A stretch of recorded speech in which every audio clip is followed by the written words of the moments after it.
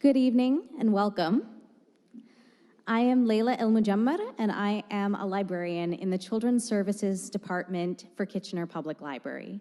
I am thrilled to welcome you to tonight's 85 Queen author event. At this time, I would like to introduce tonight's fabulous interviewer, and then she'll take to the stage to introduce and welcome Angie and guide this evening's conversation. Jael Richardson, is the author of The Stone Thrower, A Daughter's Lesson, A Father's Life, a memoir based on her relationship with her father, CFL quarterback Chuck Ealey, which was adapted into a children's book in 2016. Her debut novel, Gutter Child, is a dystopian story of courage and resilience and became an instant bestseller in January 2021. The novel was shortlisted for 3 Word Awards and was a finalist for the 2021 Amazon First Novel Award. Her most recent title, Because You Are, is a touching picture book written as a letter to her younger self. Jael holds an MFA in creative writing from the University of Guelph.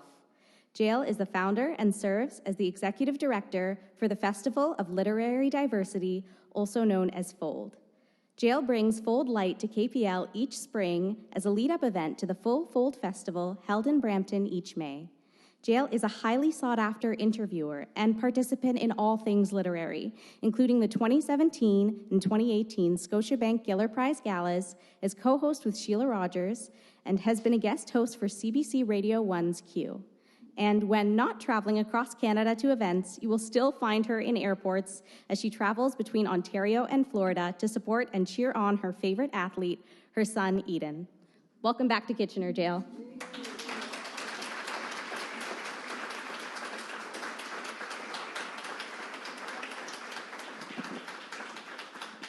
Good evening, everyone. Good. Woo! That was going to be a rough night. I'm so excited to be here tonight. I had the privilege of hearing Angie talk yesterday, and I know you were in for a special treat. I thought, as a way of introducing Angie and as a way of setting up our conversation, I would read the book blurb or the book description for Nick Blake and the Remarkables, Manifest or Prophecy, and then I would lead right into her bio as we welcome her onto the stage. So please join me for a moment. It's not easy being a remarkable in the unremarkable world. Some things are cool, like getting a pet hellhound for your 12th birthday. Others, not so much. Like not being trusted to learn magic because you might use it to take revenge on an annoying neighbor. All Nick Blake wants is to be a powerful manifester like her dad.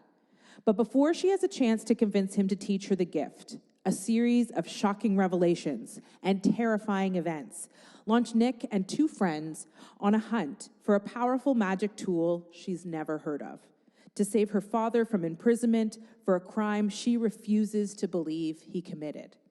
From internationally best-selling superstar author Angie Thomas comes a wildly inventive, hilarious, and suspenseful contemporary fantasy trilogy inspired by African-American history and folklore, featuring a fierce, irrepressible character who will win your heart. Ladies and gentlemen, Angie Thomas is the author of the award-winning #1 New York Times best-selling novels, The Hate U Give, On the Come Up, and Concrete Rose, as well as Find Your Voice, a guided journal for writing your truth. She is also co-author of the best-selling collaborative novels Blackout and Whiteout, a former teen rapper who holds a BFA in creative writing. Please join me in welcoming Angie Thomas.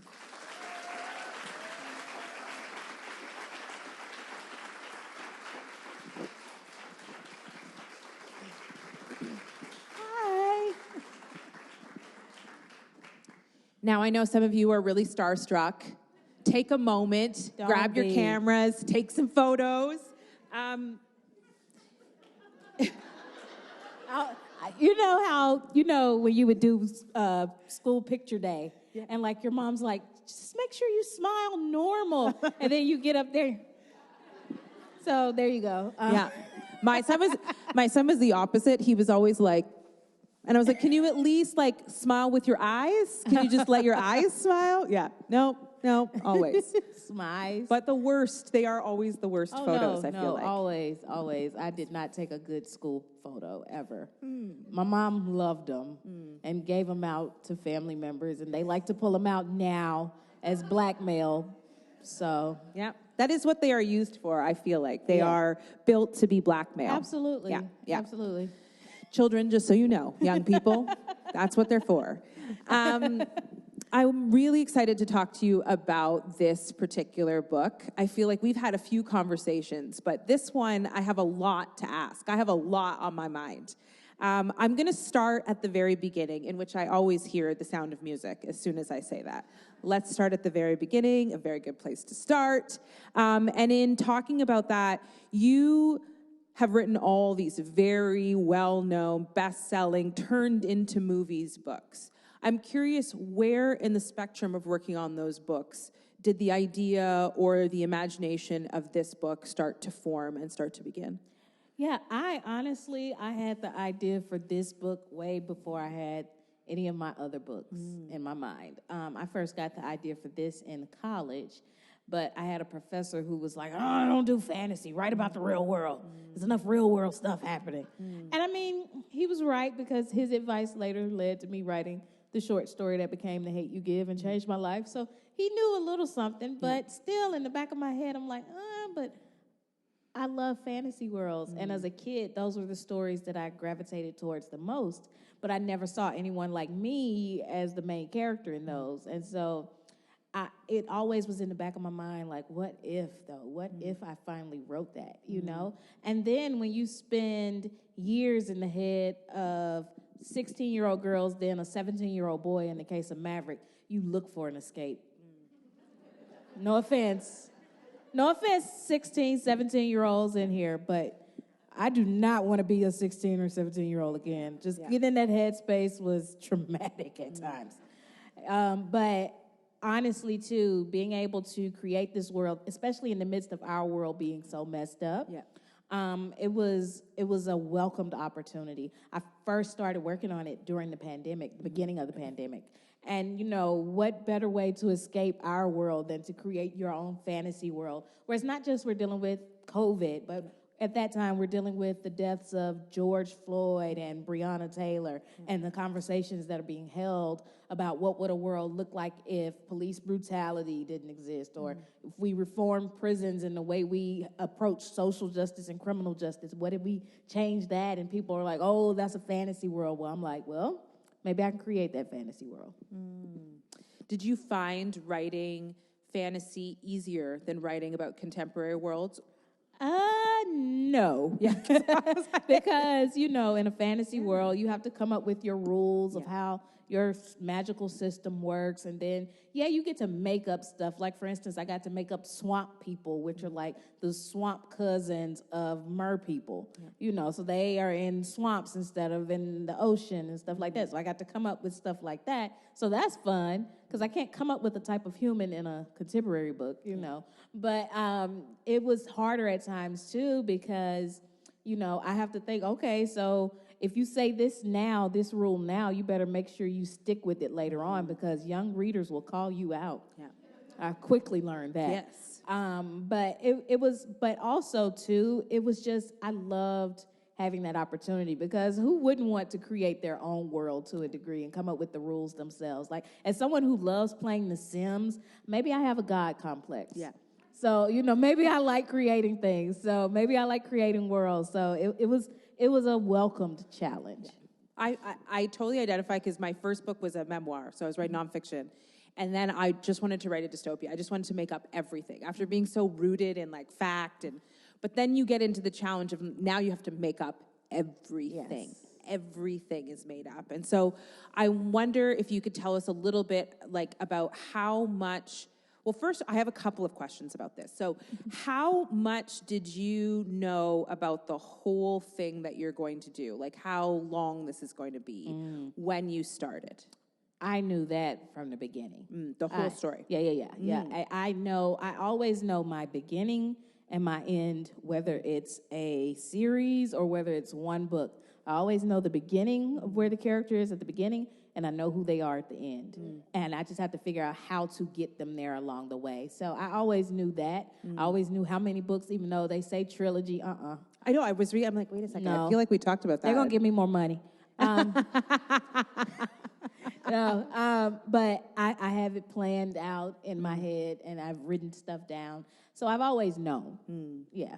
We're going to tease that out. I'm going to talk about that a little later about where it goes. Yeah. But starting with this first book, The Manifestor Prophecy, tell us a little bit about that title, what it meant to sort of start with this in this particular place. Yeah, so if you're all familiar, I hope, with fantasy books, you know, I won't name names, but there are some pretty big series out there about kids with magical abilities, you know.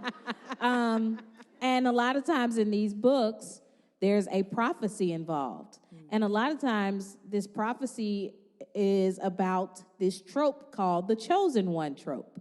And so there's always this one kid who is prophesied to save the world, basically. And as a kid, I love those. But as an adult who's now in therapy, all I could think is, how much pressure are we putting on a 12-year-old to save the world? At 12, I just wanted to copy TLC. Yeah. I was not thinking about saving the world. Yeah. So, let's say you're 12 and you're prophesied to save the world as a teenager or whatever. Okay, but then what are you like at 30 after you've done that? Have you peaked? Yeah. Could you imagine what it must be like? I'm not even going to say his name, but what must it feel like to have saved the world at 17 and then it's like, okay, now go live a normal life? What? Yeah.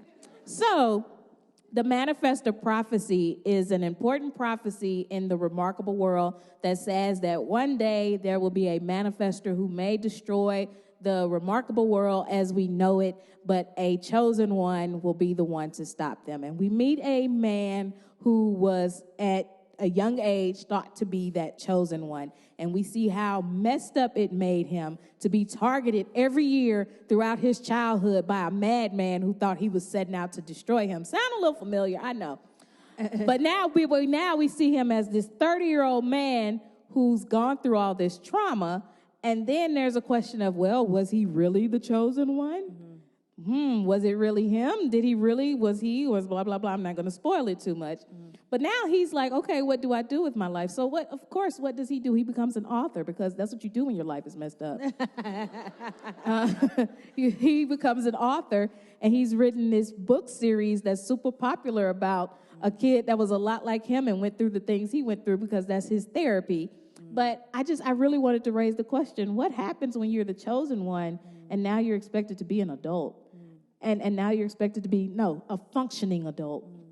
Like, what does that look like? So that's part of it in the book. I don't want to spoil too much, but you got to read it to see what actually is happening with this prophecy. Love it. So that's the premise. We got the groundwork here. One of the other things that we work with a lot when we're talking about great stories, and this is a great story, are great characters.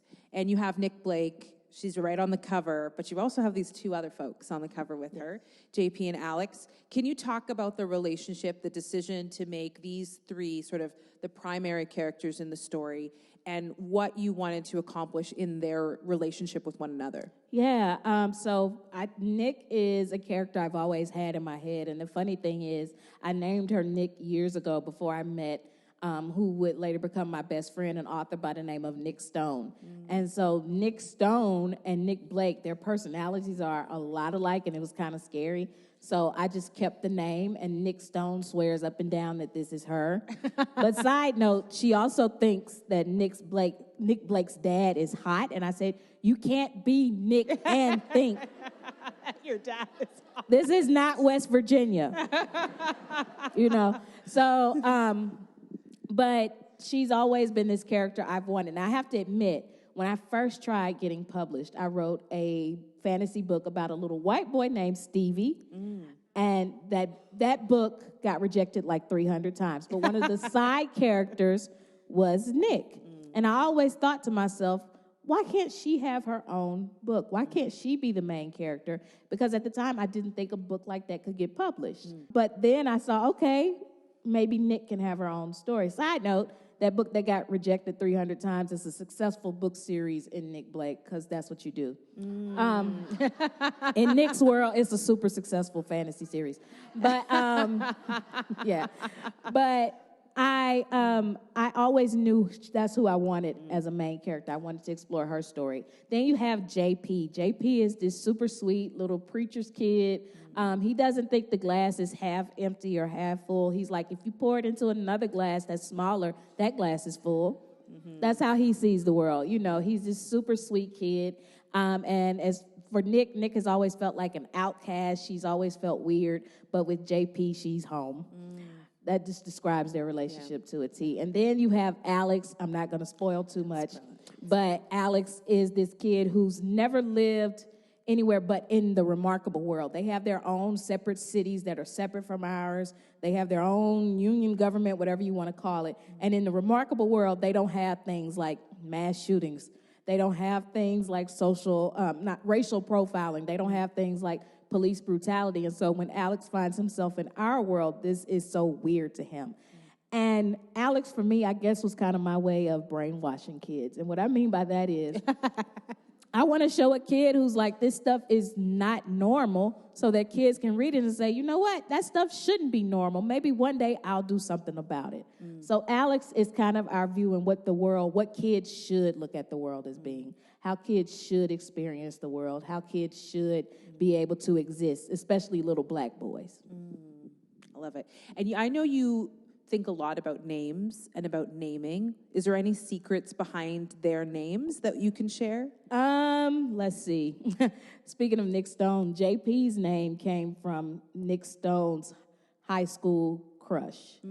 So she's like, I hope he reads it and I'm like, he is not going to read that and put two and two together. But I don't know why I let her convince me to do that.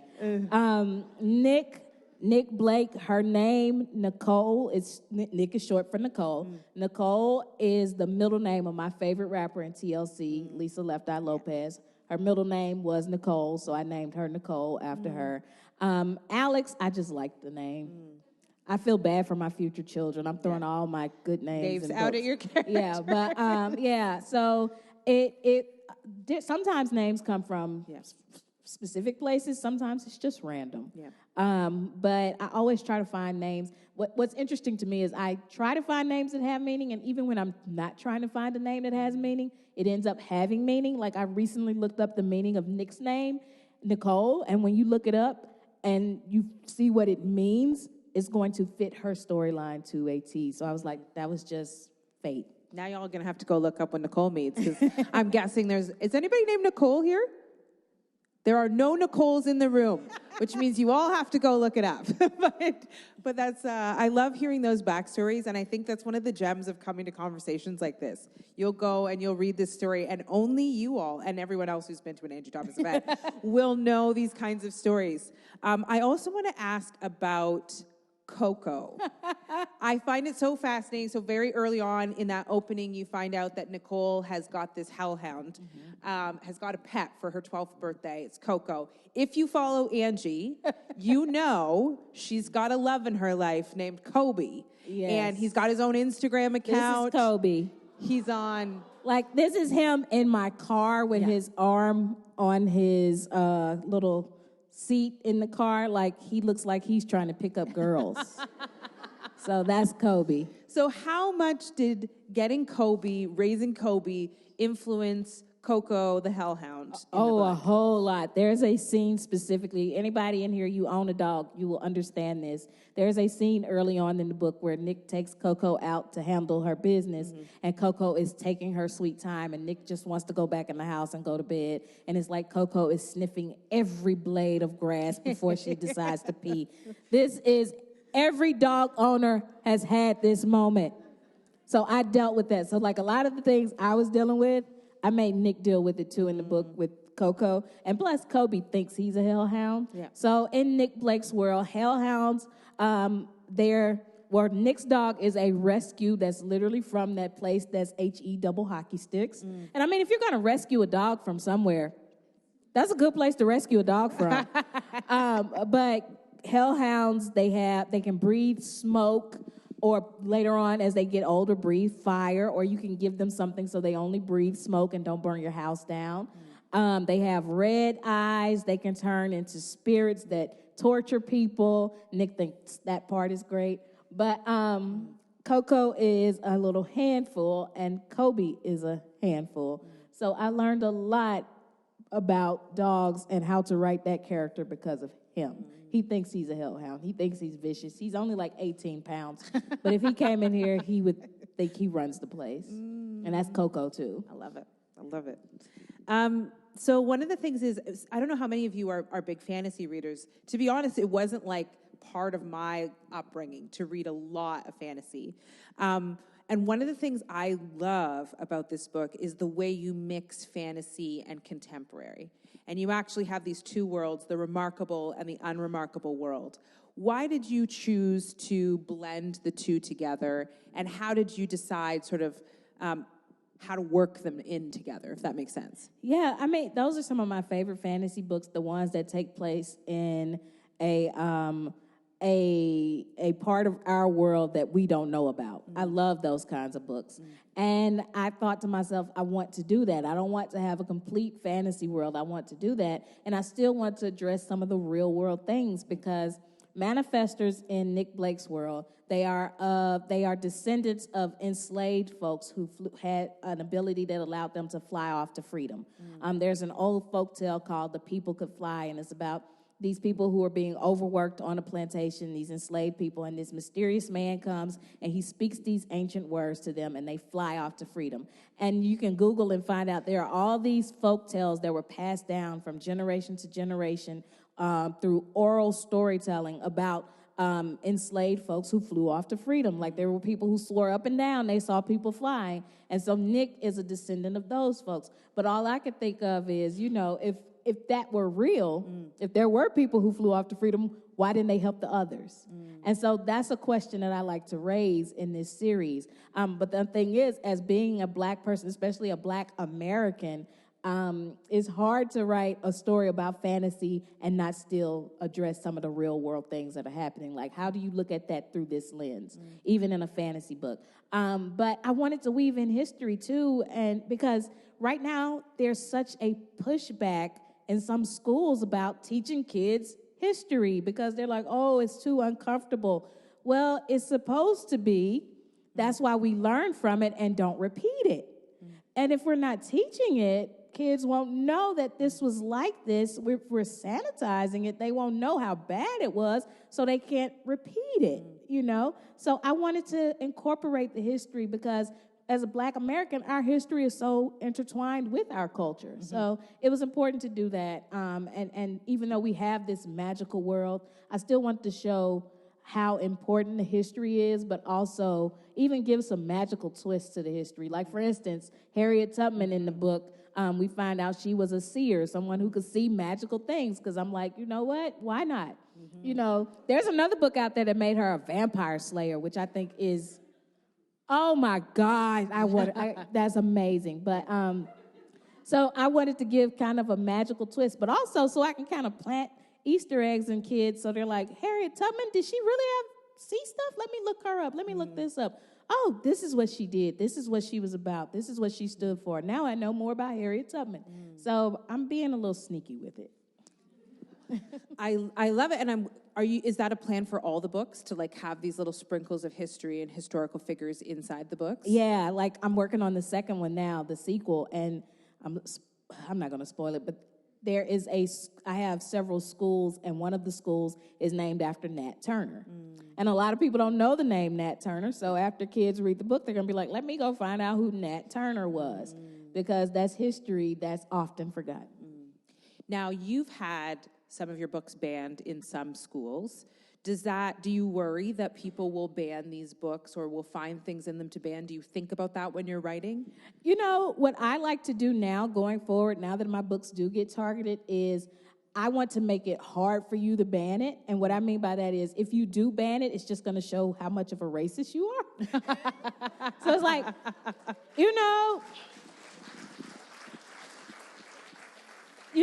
and with the hate you give, they use the language as the excuse for banning it. Yeah. Okay, fine.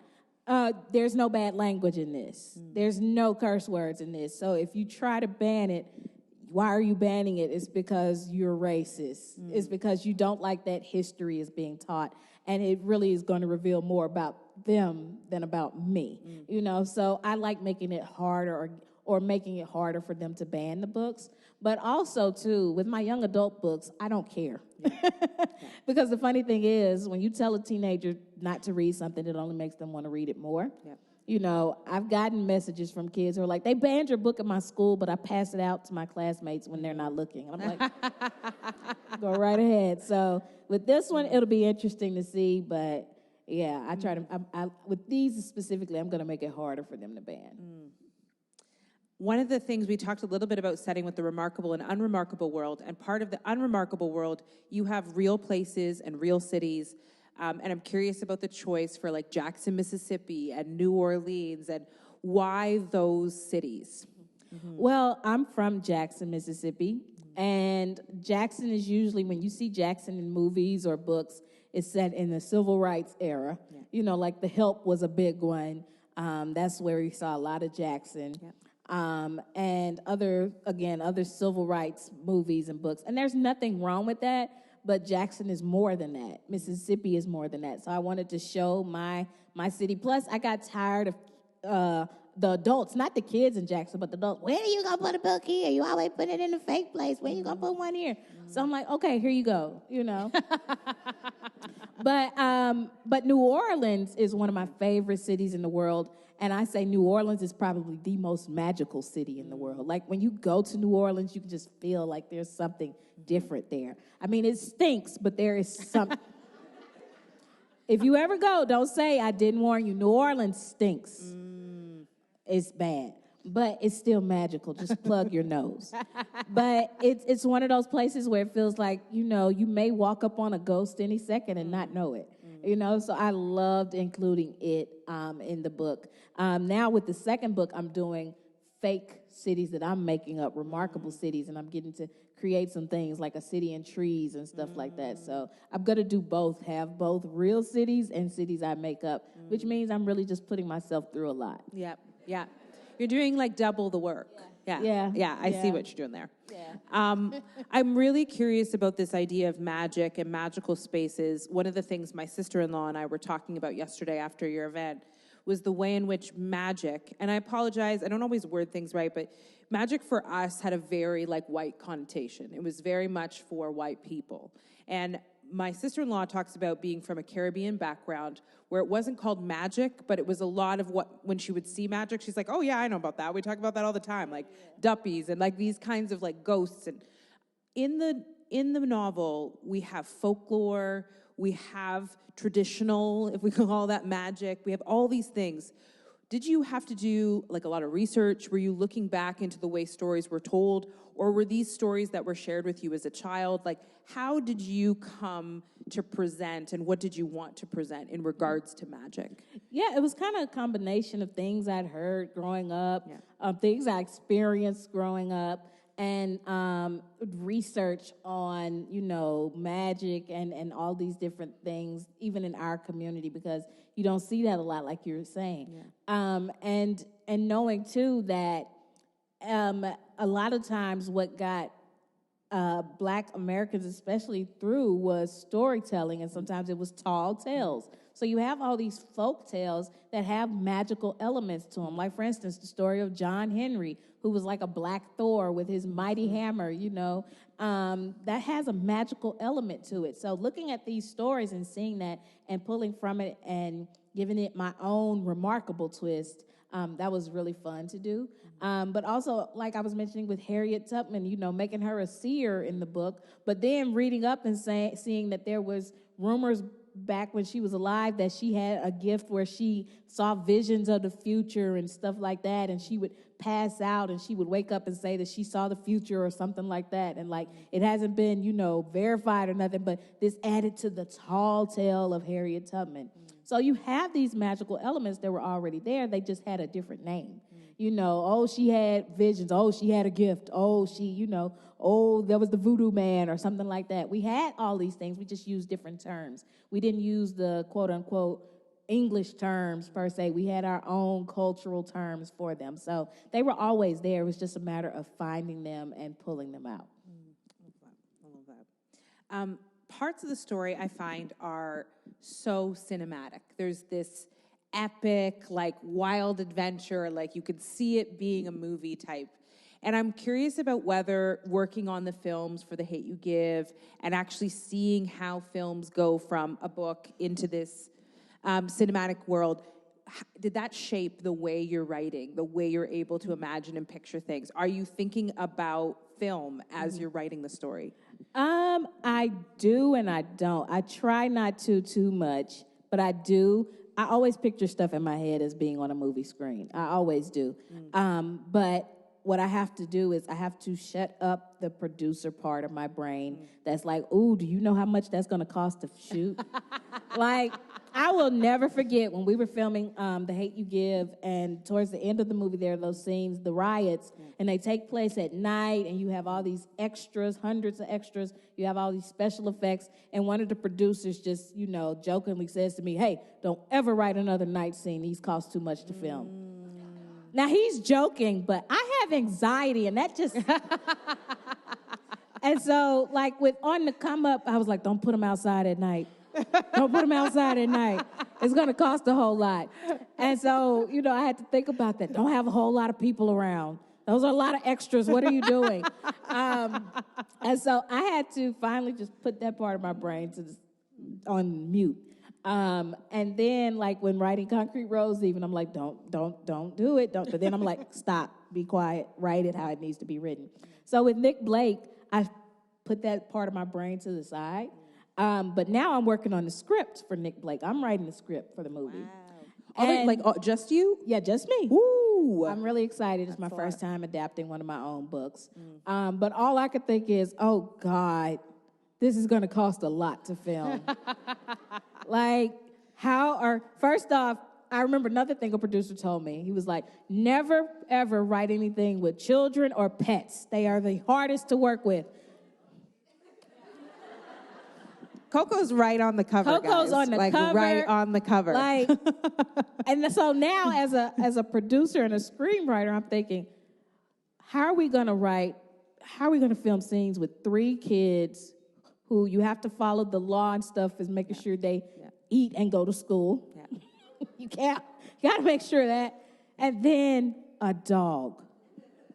What was I thinking? And then you have all these big action scenes. I know of certain scenes I'm thinking of in my head. It's going to take a lot of extras. And I'm like, oh, and it takes place in rain. Oh, God.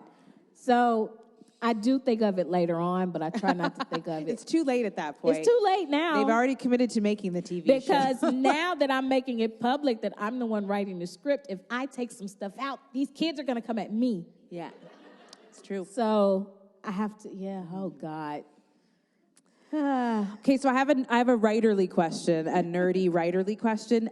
This story is told in first person. Why did you choose first person? Did that pose any challenges? So for anybody who isn't a writer, when you write in first person and it's written from one person's perspective, they have to be in the center of the action all the time. Nothing can happen that they're not there for. So what was that choice like? How are you going to do a whole series like that? Tell me your ways. Well, I've written all of my books in first person. So that means when you read it, it's like I, instead of Nick said or Nick she did, said, it's I said, I did, blah, blah, blah. And so I've written all of them like that, and I've kind of gotten used to it. Yeah. But I know, too, a lot of times in fantasy books, the traditional way is to do third person. But I like the challenge of keeping it from Nick's perspective and staying with her. Here I go, giving myself challenges. But also, too, because I feel as if we get to really experience the world through her eyes, in her shoes. and we really get a more intimate experience. But also, it just means I have to figure out ways to make her nosy, which is fun. So like, oh, I need her to hear this. Let me figure out some kind of technology where she can listen in on something happening in another room. Oh, I wish I had that, So it gave me that, but I prefer writing it. But that's not to say, there won't be other books or spinoffs from other perspectives. I'll just say, we're already talking about a JP novella. I love it. I love it. Okay, I have a few questions that I want to make sure I ask, and one of them is about, well, you sort of gave a teaser about where it's going. Can you tell us a little more about where it's going or what structurally you see happening? Like, we now know it's not 3 books, it's how many? What does that look like? What are you thinking about? Yeah. When is it coming? My goal is 7 or 8. And the first few of them will be middle grade and then YA. Because when I say YA, I mean like a rebranding of the series as a teenager, teenage Nick Blake. We're still following Nick, but it would be teenage Nick Blake. Maybe the covers are a little darker or something like that, But I want to follow this character into her teenage years, especially with what we find out at the end of the book. What is this like as she gets older? What is she grappling with as she gets older? So I'm excited about it. I didn't get a chance to ask, I forgot to ask this, so I'm popping it in now, is about her dad and her relationship with her dad. That was something that was really touching for me. I'm curious about the choice to make that the focus and why and how and all that. Yeah, well, there's that stereotype that black dads don't exist. They aren't involved in their kids' life, and that's a lie. They are. I know plenty of them, and so I wanted to show that. But also because I love writing messy, complicated families, and we see that this is a very messy, complicated family. We find that out as the book goes on. Things may not always be what they seem, but I wanted to do that, and I really wanted to use this father-daughter relationship, though, as kind of the heart of this book, and as something that will help Nick later on as she's on this journey. But also, I wanted to show it as something that's strong and her foundation. Because as this series progresses, that foundation may get some cracks in it. That's all I'm going to say. But I love writing father-daughter relationships. I loved writing it in The Hate U Give with Star and Maverick. So, I kind of got to do that again with this. I always say that to me, Nick is who Star would have been if she hadn't have been traumatized. And I hear my mom in my head right now. When I once said this at an event afterwards, my mom said, the only reason Star traumatized because you traumatized her. I happen to know that your mom, in a sideways way, makes an appearance in this novel as well. Yes. Can you tell us a little bit about your mom? Because we have this relationship with the dad. Yeah. But mom's still there. Yeah, my mom has, there's a character named Miss Lena in the book who is based to some degree on my mom. So Miss Lena runs a juke joint. She's very speak her mind, and you can get on board or not. She doesn't care, That's my mom to a T. And it was funny because my mom, she's in her Jesus life. She's like, I wouldn't run a juke joint. And I said, okay, Mom, but what if Oprah played Miss Lena? I'd run a juke joint, yeah. So, no, but I took a lot of her and put her in Miss Lena. And just because what I've learned from my mom is to speak my mind. And that's kind of something Nick learns from Miss Lena as the book progresses. So that's kind of my shout out to her. We are going to open it up to some questions soon. So this is your emotional, mental prompt to get yourselves ready. This is once in a lifetime opportunity. We will only be able to take a few. So you don't want to do that. This isn't a good question. I'm just going to hesitate. And we're going to be looking especially for some young folks to be asking questions. So put that in your head. Get yourselves ready. I have another question. You talked about the chosen one trope. And when I think about the chosen one trope, what's really fascinating for me and the way you kind of address it in the book is I kept thinking about you and about how you're kind of held in high regard, You are held in high regard in the literary community. And I'm curious about how that pressure has affected you, how is part of like dealing with this in the book, part of saying like, leave me alone. Why? Because you have this character who is the chosen one or thinks he's the chosen one and writes these books, but also like, how is it for you now that everything has gotten so big? Oh, wow. This is a therapy session. I don't think my therapist is even asked. She's reading the book now, so I expect at our next session. Can you imagine Like, a therapist being like, all right, I know what I need to ask about Oh, yeah, next. no. That is one of the worst things I've done is like my therapist getting my books. Like, so she's like, so the dad, let's talk about your dad. But you know what? I'm thankful for the position I'm in. I'm very grateful. I thank Jesus every day for it. But I also recognize that there's still, despite the success of The Hate U Give and all my books and everything, that there's still a lot of work that needs to be done in publishing. The Hate U Give helped change publishing in a lot of ways, and I'm grateful for that, and I'm thankful, but I don't want that to be the end-all, be-all, you know? And so, but also the pressure that I initially put on myself was way heavier than any I put on me now. So, like, the fact that I've written this book, for me, was kind of taking that pressure off myself, because, you know, after a while, it's like people are like, okay, so what gritty Angie Thomas book are you doing next? I'm going to write about dragons. And hellhounds, yay. You know, deal with it. You know, I think as a creative, what you have to remind yourself is, who are you doing this for? So one, I'm doing it for my own enjoyment because I write books that I like to read, but two, I'm doing it for young people.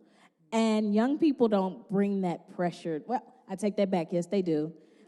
Because right now they're in my inbox, when's the second one coming? But it's a different kind of pressure with them. There's not all of that other stuff, the, you know, publishing pressure. And so that's what I have to focus on and look at. But again, I'm grateful to be in the position I'm in. I'm grateful, you know, to have the career that I have. But I'm looking forward to going further and exploring new things and doing new things as a writer, as a creative. So no pressure anymore. I've sat in therapy enough to take it off of me. What is left on your like checkbox of things to accomplish and do? Getting this sequel done. You know, and having a film series, specifically live action, you know, with 3 Black kids at the forefront, because you have not seen that in a fantasy movie. And I think that would be amazing. Having that, hopefully having a successful series, you know, maybe even franchise, you know, but also at some point being able to create doors for other creatives, marginalized creatives, not just in publishing, but in Hollywood and things like that. Because, you know, I can't talk about it a lot, right, publicly. I can't really talk about it. But, like, the movie deal that is potentially in progress for this would be a game changer, the way it's being set up. I can't go into details. Well, what I will say potentially is me owning my movie. You don't see that with authors. Authors are always selling the rights, and there's a potential opportunity for me to still own my film rights and still getting it put out there. And so that could be a game changer. So that's what I want to do. I want to be a game changer, but more importantly, I want to challenge young people into dreaming bigger than what they dream. I want them to look at me and say, whoa, you know, she did all this, and this. She's doing all of this. And coming from the background that she's from and she accomplished these things, what can't I accomplish? What can I do? You know, that's what I really look forward to. That's what I hope, you know, one day when I'm retired, sitting in on a Florida beach, checking in on you, seeing how you're doing, that I can look at the young people who are running the world and say to myself, just maybe I had a little bit of influence on them and they're doing all right. I hope they're doing a much better job than we are. So that's like at the top of the list. But yeah, right now is breaking down some barriers in Hollywood and getting some footing in there and changing some things up. I love that. I love that.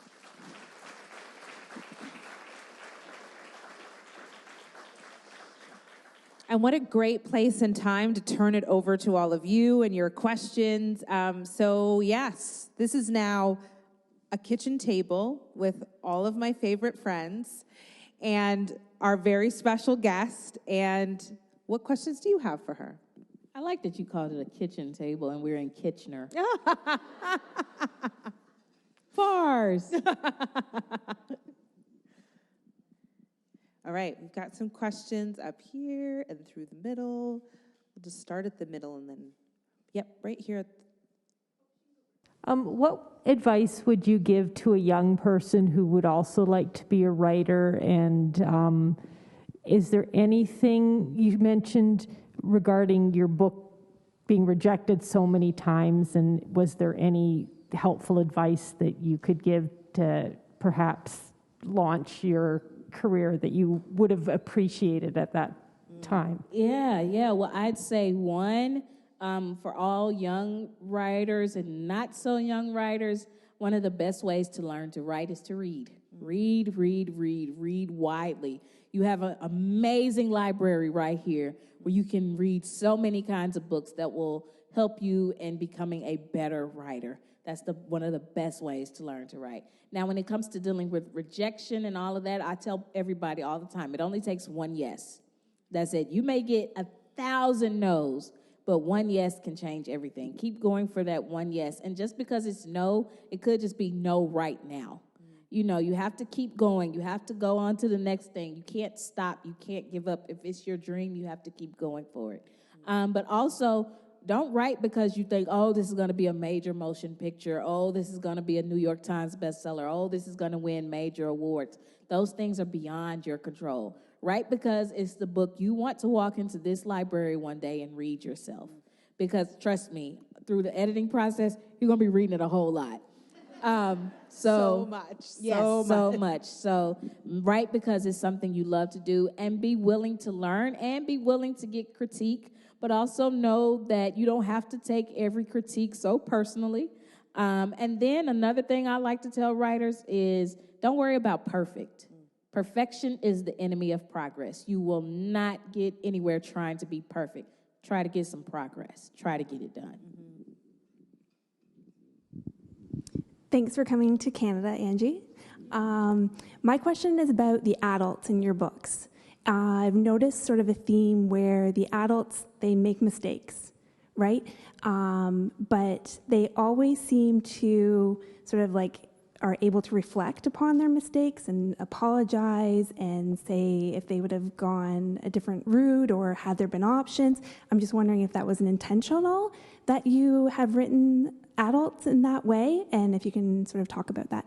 Yeah, absolutely. I think nothing irks me more than reading a book with perfect adults, because we are not. Like, we're still trying to figure it out.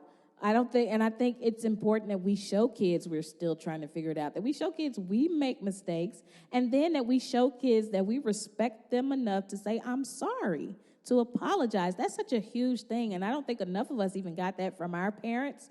They're like, oh, well, you know, they just wrote it off sometimes. Oh, this is therapy.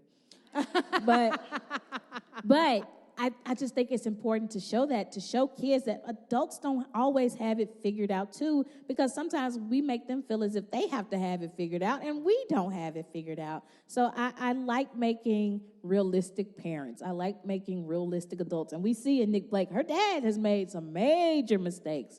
And then we're going to see in book 2, he's still dealing with the consequences of his major mistakes. But that's a part of being human. We make mistakes. Hopefully we learn from them, we grow, and we make amends. And so it's important to show kids that, yes, we're imperfect. We do those. We mess up too. And we're learning and growing just as much as you are.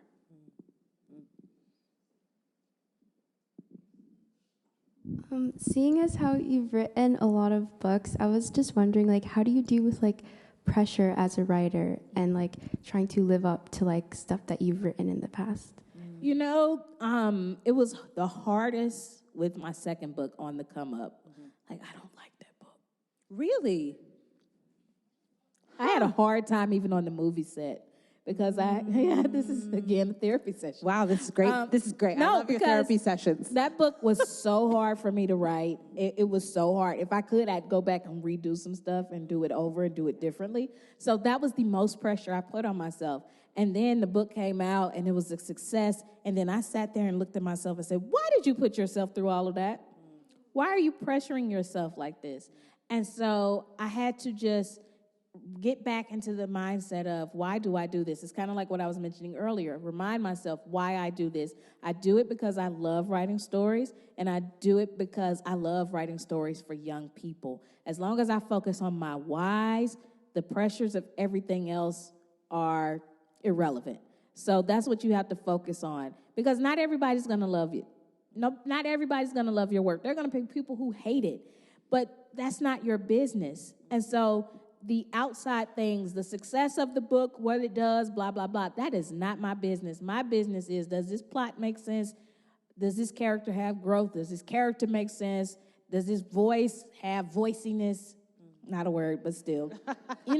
Am I, as a creative, writing this book to the best of my ability? Everything else, I can't worry about. So you mentioned not really enjoying a certain part of one of your books. Are there any parts that you specifically hate about any of your books? Let's get deeper into this therapy session.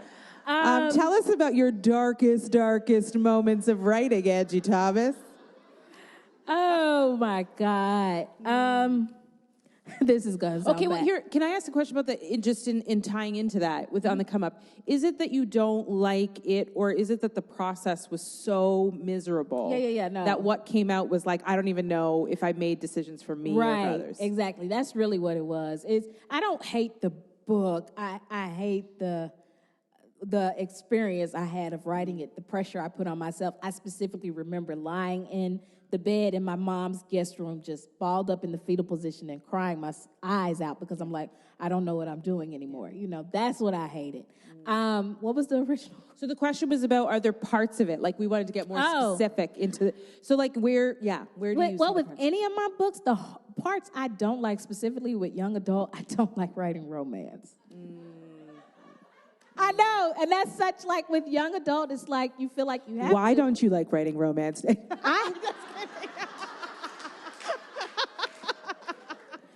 Because dating apps suck. That's why. No, but I think too, because at times I felt like as a young adult author, there's this pressure you have to have a great big romance.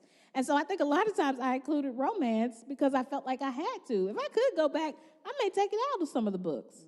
Concrete Rose, though, I loved writing that romance between Lisa and Maverick because that's like one of my favorites that of all time, even though it's my book. They're one of my favorite romance stories, so I loved writing theirs.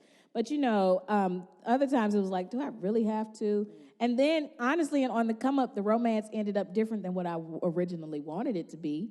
Oh, gosh. But anyway. Why, Angie? No. So, but, now writing Nick Blake, though, I love that I don't have to include that, but maybe I'm planning things for later romance. I won't say what, who, where, what.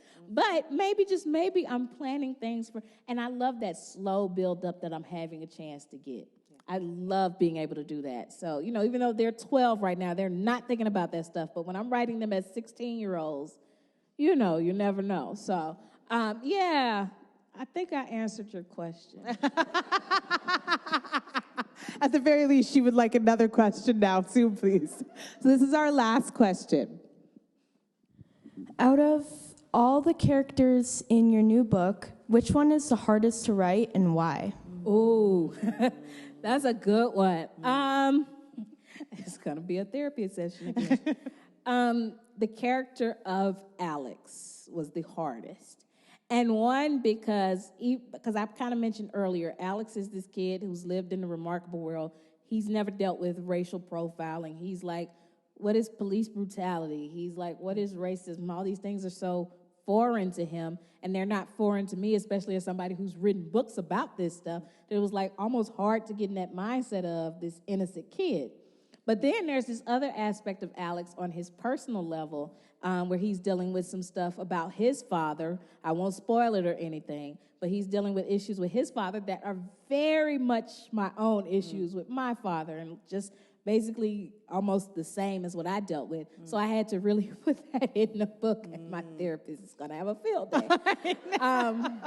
But I think it's always the characters who dig into those personal parts of you. I can look at every character I've written, though, and I can see some personal aspect of me in them. Like Star and what she dealt with and going between the two different schools. Bree and wanting to be a rapper because, you know, she wanted to help her family get out of poverty. That was me as a teenager. Maverick, I was not in a gang. I was not a teenage parent, but I know what it feels like to want to be accepted. I know what it feels like to want to figure out who you are. And now with Nick and Alex and JP, there's bits of Angie in each of those characters. So the hardest part as a writer is always putting those parts of you in a character, but sometimes the most beautiful part is putting those parts of you in a character. What a great way to finish. Big round of applause for Angie.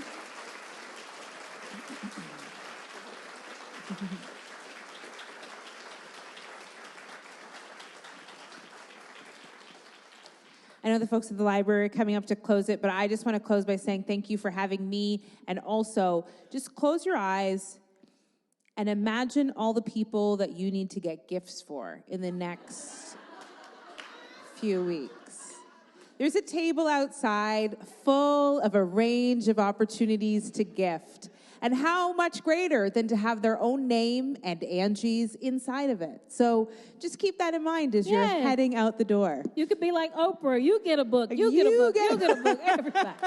So, thank you all so much for coming out in this cold. It is freezing.